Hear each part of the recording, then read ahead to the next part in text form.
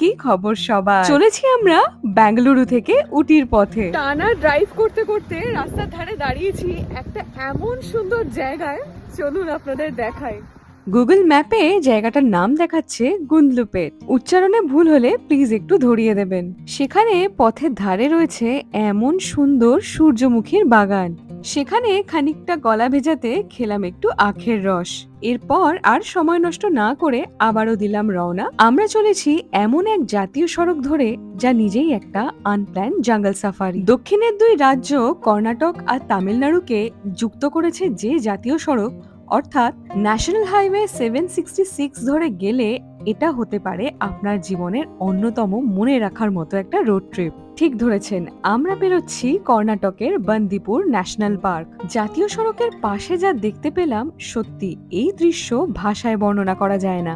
এর আগে দলমা কিংবা অন্যান্য বিভিন্ন জায়গায় জঙ্গলে হরিণ তো দেখেছি, তবে সেটা সংরক্ষিত, কিন্তু এই অভিজ্ঞতা একেবারেই আলাদা। দেখা পেয়েছি হাতির, শুনে একটু পিছনে যাবে।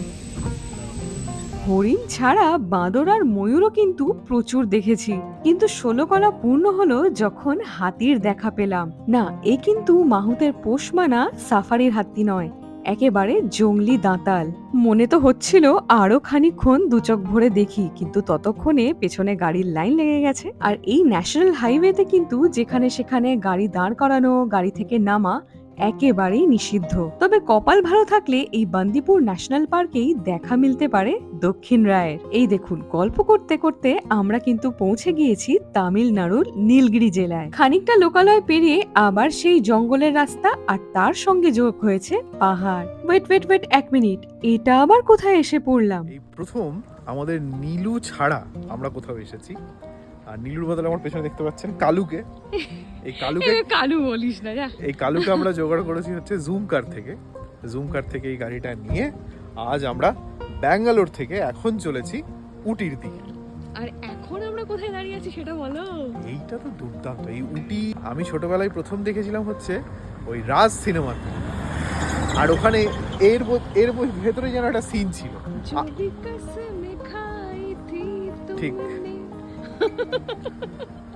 লাভলি, দেখুন চারপাশটা